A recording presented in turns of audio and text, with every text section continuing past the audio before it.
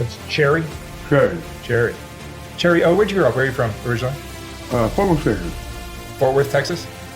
And what was your childhood like? You had both mom and dad? I had mom and dad, but there was sexual abuse, mental abuse, and physical abuse.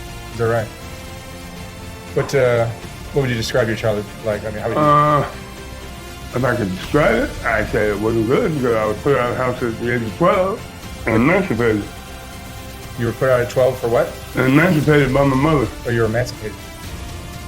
I had a first grandchild, and she ignored him and didn't exist. And then I talked with my aunts further down the line, and they told me why, because my mom had an affair, and I'm the offspring, and John would think I was his, but she didn't never tell me. Oh, I see. So I reminded her of it every day. That's why she got rid of me. What kind of kid were you in high school? I was athletic, artistic, mathematician. Is that right? You finished high school? No, I was kicked out in the 11th grade for hitting the principal. Hitting the principal? What made you hit the principal? She walked in the bathroom with my girlfriend. Said she was smoking. What? Said she was smoking cigarettes. Is that? I'm sorry, he walked in what? Bathroom to see she was smoking. I walked in behind and said, "What are you doing? Trying to get a free show?" He said, "No, I him too late." I had temper. I learned to control it. I'm 55 now, man. You're 55. I've been on the street since I was 12, on and off. I've been married 5 times, 4 women, 1 man. So you've been transgender for I've been transgender since birth. I didn't know it until I was 6. But you were marrying women. Yeah, I'm trying that out, and it didn't feel right, but I got 2 kids by 2 beautiful women. But my kids don't always me because of the way I made my transformation. Yeah. And you've been living here in Skid Row for how long? Off of Skid Row now. I've been in, what they call it, Big Housing. I got an apartment coming up right now. It should be this week sometime. I'm going to get my phone certificate in. But all my life, I've been living since I was 12 on and off of Skid Row in different states. Yeah. You've been in California for how long? This time, I've been back for 3 years. 3 years. And looking back at your life, I mean, do you have any regrets? I have a couple, but not serious because I wouldn't know what I know now if I didn't get taught that lesson. Yeah, I've heard that a lot. People just You know, school of hard knocks is a great school, but sometimes it gets real dangerous. Do you have friends today? You know what? Do you have friends today? My friend out there, he's walking me to the doctor's hospital to get my phone, and we're going to Joshua's house to take care of his business. Are you happier as a trans? I'm a more better person because I love myself and I love God. When I was male, I couldn't love myself. I hated myself. Yeah. I hated who I was. I hated what I tried to be. And you feel like you were born this way? It's not something Yes, I was. You were molested as a child or anything like that? I was molested from 3 to 9. I threw refuge at the church when my mom put me out at 12.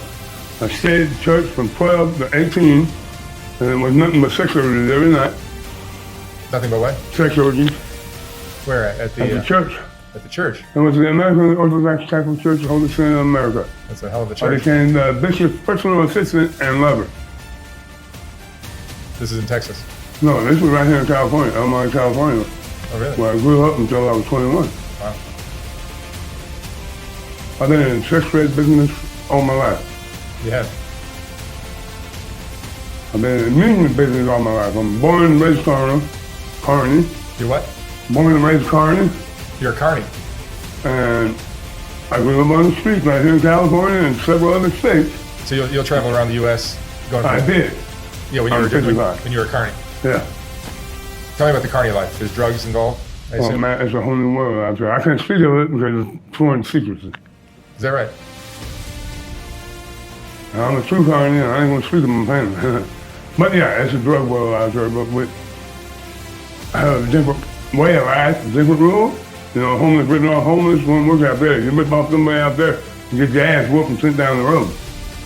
What drugs have you played around with in your life? I've been on meth. I started out with heroin and cocaine.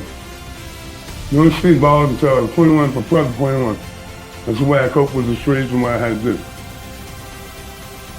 Then I moved to Missouri, met my wife, got married. I quit everything, made her happy, but I wasn't happy. I felt like something was wrong. And I tried to explain to her, she couldn't understand. By the way, we're still married. It's been 31 years this year. Oh, you're still married? Yeah, and we don't believe in divorce.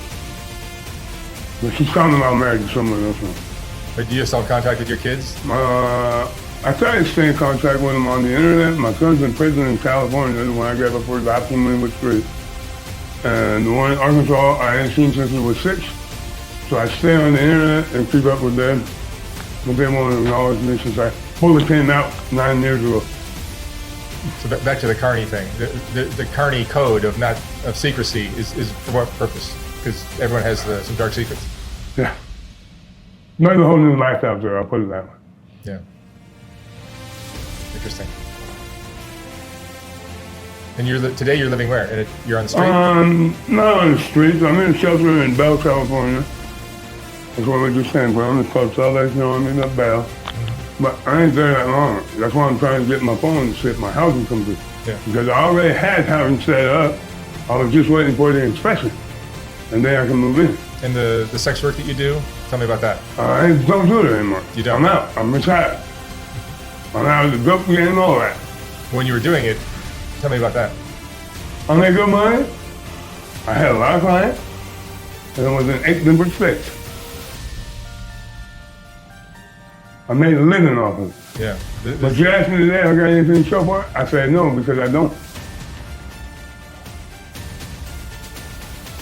It almost killed me. Streets almost killed me. Like I said, I've been shot twice because I'm trying to. I've been stabbed 4 times. Yeah. I've been robbed over 19 times. I've been 8 hate crimes. Yeah. Transgender women get a lot of hate crimes. That's why I don't walk alone. I walk with somebody. And he asked if I want to walk with me. I said, sure, you can walk with me. He's a good friend. But you're a big woman. You're tall. Mm-hmm. How tall are you? I'm 6'3". 6'3". You probably take care of yourself. I try to. I mean, I don't want to get in fights because there's gang stalkers out there. I've been gang stalkers since I was 12 when I grew up on the streets in California. They follow me through every state. They're in the hearing trap right now. They're still gang stalking me. I don't know who it is. I can't tell you. But every time I see them, I walk up to their car and see what they're doing. And I drive off because they don't want to talk. Now I know it's the Armenians, the cartel, and all these other gangs out here that's doing it. But ever since the cell phone come along, people look at me like they know me forever, but how? The only way I can figure it is on the cell phone. You feel like you were loved when you were a child? Was I loved? Yeah. No love in the house. Love was sex in that house. I learned what real love was through the Bible, studying it for 6 years and going past it, becoming a theologist and all that. And I spread the word every day with everybody. Give unconditional love. You'll see the world in a different way. But to put conditions on it, you can't see it the way I see it. Because money rules everything out here. And corporate America owns that money, so who runs America? Corporate America. I think that's the ones that's stopping it. Because I figured out their little tricks. But they suck me so much and they twisted my mind. Every time I see them, I don't get fearful anymore because for years I used to fear them. I turn that fear into anger and turn it back on them. But what emotions do you go through? Do you get depressed or angry or? I don't get depressed anymore because like I said, I found God. I'm not alone. I do get scared, like I did last night when in the hospital practically dying. Is that what you was afraid of? Dying? I was choking on phlegm, and they told me that was my kidneys shutting down as long as my heart. I'm a miracle to be walking today. And basically, the doctor come in and said, your body's shutting down, nothing we can do. 20 minutes later, they kicked me out to the emergency room. You're back on the street. Mm-hmm. Go home and die safely. Yeah. Basically what the doctor told me. But they tried to play around with it and told me, until I said, man, come on. I feel like I'm dying, just tell me I'm dying and get it over with. And that's when the doctor come out and said, your body's shutting down. If you were to die, if you were to die sometime soon, would you feel like you lived the life you wanted to? No, because I'm still trying to get through my full transformation. I'm trying to transform into a full woman. I was supposed to be born this. Oh, so you're looking to have some surgeries to... Yes, I've already got it approved and everything. And we're trying to head for this month, August. My sexual feminization and stuff. I don't know if they'll do it now because of the issue at the hospital. So My heart's slowly going. Yeah. But you're still driven to have certain body parts removed? Yes, I'm a fighter. I ain't giving up. I'll fight until my last breath.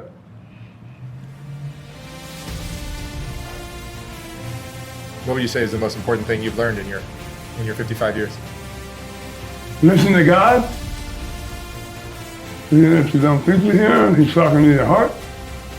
Follow your heart and not your head, because the head's the devil. And that's in my eyes.